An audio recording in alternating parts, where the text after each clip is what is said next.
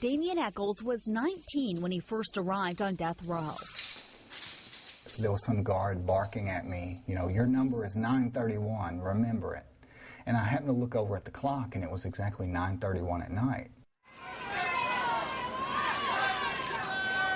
Echols and two other boys were just teenagers when they were convicted for the 1993 murders of 3 second-grade boys in West Memphis, Arkansas. We, the jury, find Damien Echols guilty of capital murder in the death of Stevie Branch. Echols was sentenced to death.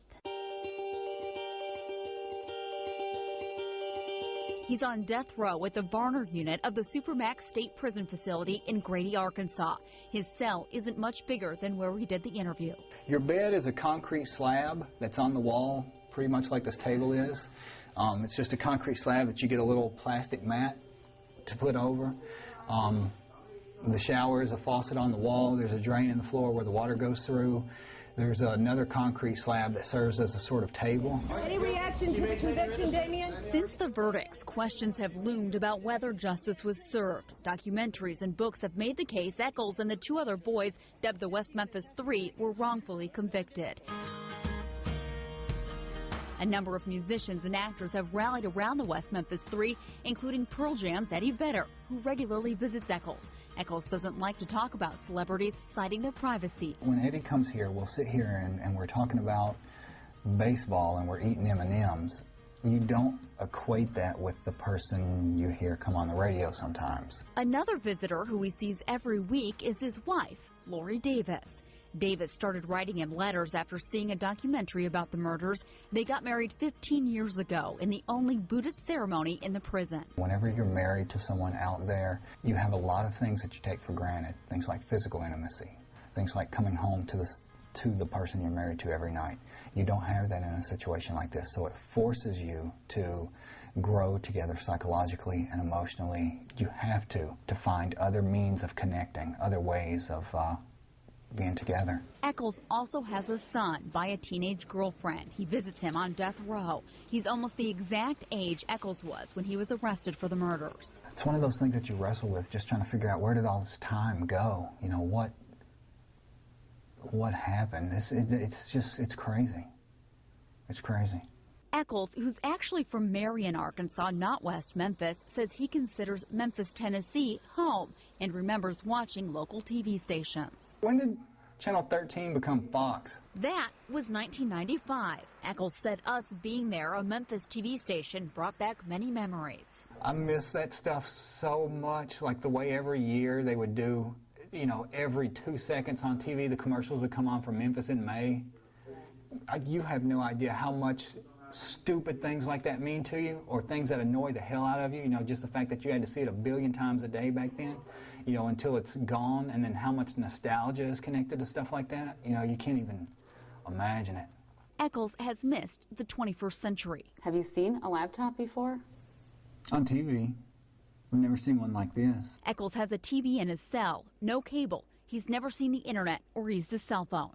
In a way, I'm glad I missed a lot of that stuff, the computer stuff, the Facebook and, you know, all that sort of stuff, because now I don't really have an interest in it, and it seems to be the thing that consumes most people's lives. Echols reads thousands of books. People think that I'm probably obsessed, sitting around thinking about the fact that I'm in prison all the time, and I'm not really. I have things that I work on. He says he studies herbs, natural healing, and meditation. One of the things that's been extremely therapeutic for me, and that it's allowed me to survive in here through all these years, is my spiritual practice. Death row inmates are allowed to go into a caged area outside for an hour each day. Echols declines, saying the area is filthy. So you don't go outside at all? Oh, no. I haven't had sunlight in probably about 7 years. Echols says he lives off M&Ms and chips, which inmates are allowed to buy. He can't stomach what he calls gloth.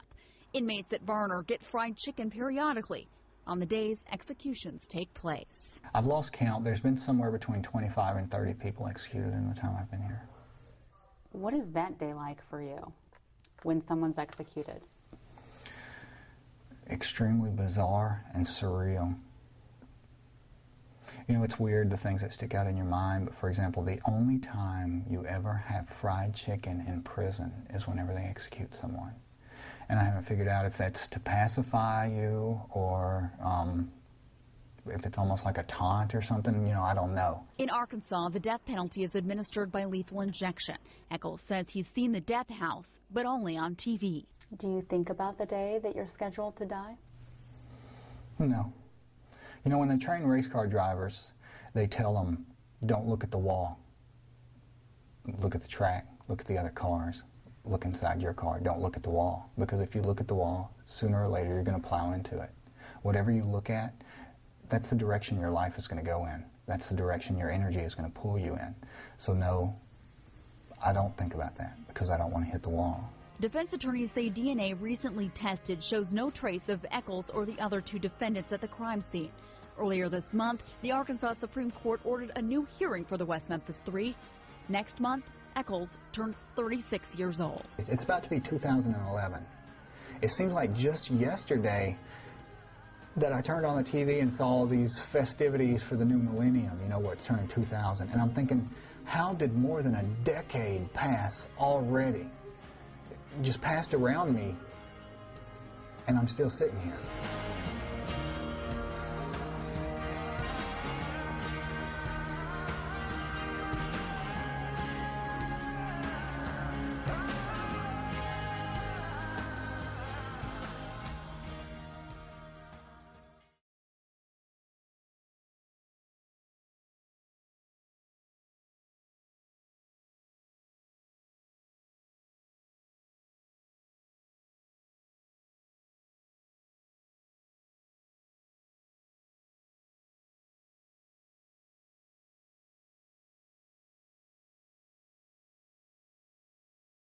Injection of a lethal quantity into your body until you are dead.